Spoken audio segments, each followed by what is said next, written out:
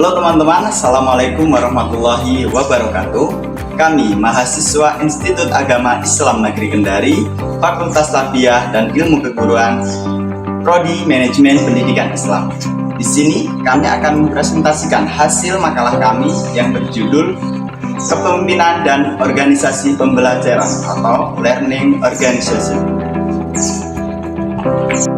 Baik, yang pertama itu ada pengertian organisasi pembelajaran, learning organization.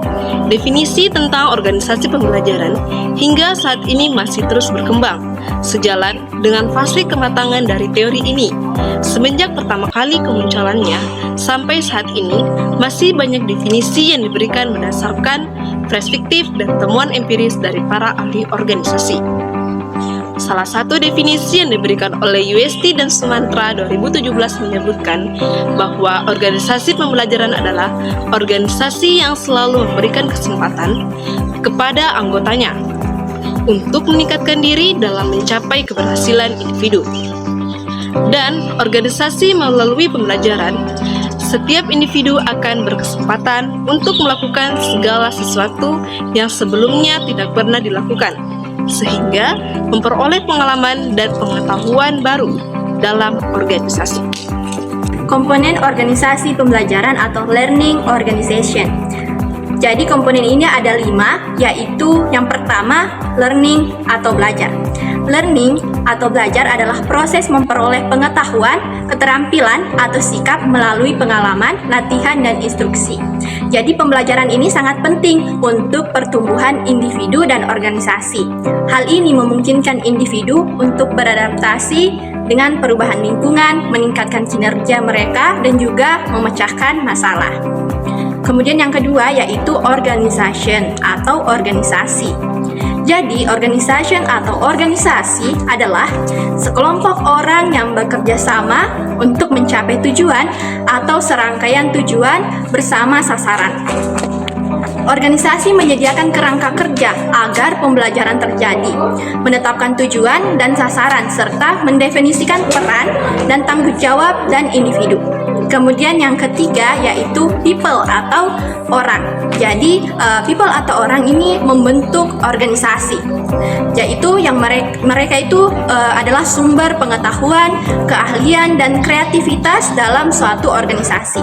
Mereka bertanggung jawab untuk belajar, menerapkan pengetahuan, dan berinovasi. Yang keempat yaitu knowledge atau pengetahuan.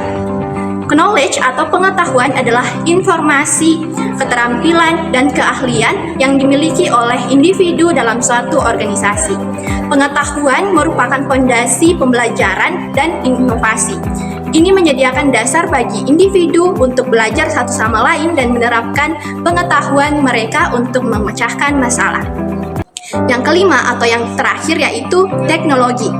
Teknologi adalah alat, sistem, dan infrastruktur yang mendukung pembelajaran dan berbagi pengetahuan dalam suatu organisasi. Baik teman-teman, di sini saya akan menjelaskan inti dari karakteristik organisasi pembelajaran. Ada 7 poin di sini. Saya akan menjelaskan tentang yang pertama, pembelajaran dilakukan melalui sistem organisasi secara keseluruhan. Dan yang kedua yaitu semua anggota organisasi menyadari betapa pentingnya organisasi pembelajaran secara terus-menerus. Dan keberhasilan organisasi pada waktu sekarang ataupun yang akan datang atau yang disebut learning. Yang ketiga adalah pembelajaran merupakan proses yang berlangsung secara terus-menerus. Dan yang keempat yaitu berfokus pada kreativitas dan generatif learning. Yang kelima yaitu menganggap atau berpikir tentang sistem yang sangat penting. Dan yang keenam dapat memperoleh akses ke sumber informasi dan data untuk keperluan atau keberhasilan atau menunjang keberhasilan organisasi. Dan yang terakhir poinnya adalah iklim organisasi yang mendorong, memberikan imbalan, dan mempercepat masing-masing individu dan kelompok untuk belajar. Selaku pimpinan organisasi pembelajaran atau learning organisasional, ada beberapa perilaku seorang pemimpin, yaitu yang pertama adalah jujur. Kejujuran menjadi hal yang paling mendasar yang harus dimiliki seorang pimpinan. Organisasi non-profit meletakkan dasar hubungan kerjanya pada kejujuran.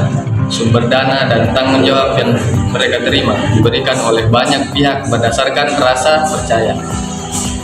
Yang kedua yaitu melihat ke depan. Seorang pemimpin dalam organisasi haruslah orang yang berada melihat jauh ke depan, karena sebuah organisasi akan selalu berupaya memberikan pelayanan dan karya yang lebih besar bagi komunitasnya.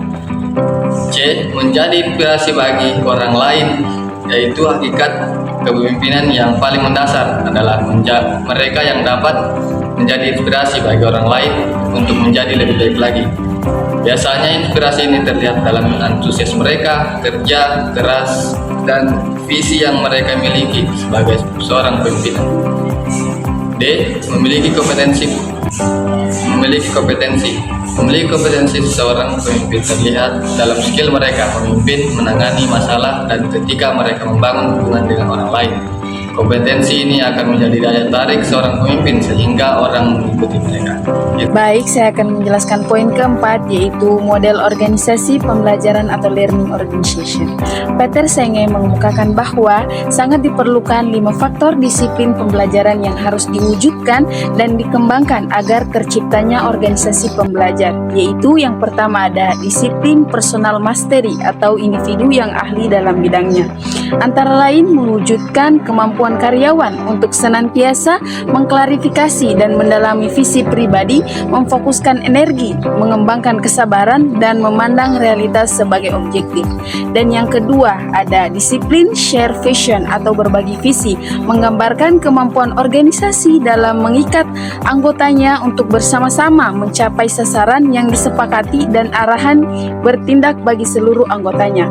Yang ketiga, ada disiplin mental models atau model mental, menggambarkan kemampuan anggota organisasi untuk melakukan perenungan, mengklarifikasi, dan memperbaiki gambaran-gambaran internal atau pemahaman tentang dunia yang dilandasi oleh prinsip serta nilai yang syarat dengan mental dan etika.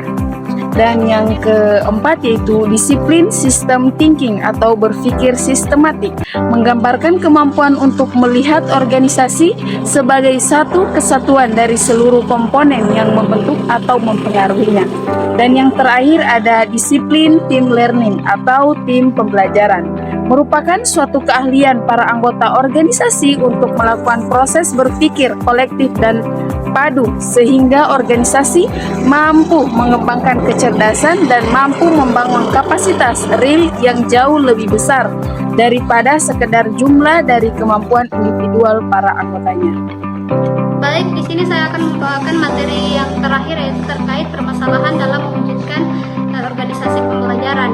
Ada beberapa permasalahan yang dapat terjadi dalam mewujudkan organisasi pembelajaran, yaitu yang pertama, kepemimpinan yang kurang mendukung. Contohnya, pemimpin yang tidak menunjukkan komitmen yang jelas terhadap pembelajaran.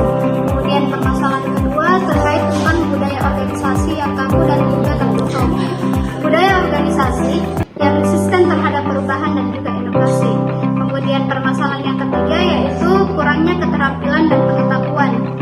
Contohnya, individu dalam suatu organisasi tidak memiliki keterampilan dan juga pengetahuan yang dibutuhkan untuk belajar dan beradaptasi. Kemudian permasalahan keempat terkait tentang sistem dan proses yang tidak mendukung pembelajaran. Contohnya, sistem penghargaan dan penilaian kinerja yang tidak mendorong pembelajaran. Kemudian permasalahan yang kelima terkait kurangnya komitmen dan motivasi dari individu. Contohnya yaitu individu yang tidak memiliki motivasi untuk belajar dan juga mengembangkan dirinya. Dan keenam yaitu visi dan strategi pembelajaran yang tidak jelas. Sebagai contohnya itu tidak adanya visi dan strategi pembelajaran yang jelas dan terarah dalam mewujudkan organisasi pembelajaran. Dan yang terakhir yaitu kurangnya pusat pembelajaran dan sumber daya. Contohnya, tidak adanya pusat pembelajaran yang menyediakan sumber daya dan program untuk mendukung pembelajaran. Baik, itulah tadi hasil pemaparan materi dari kelompok kami.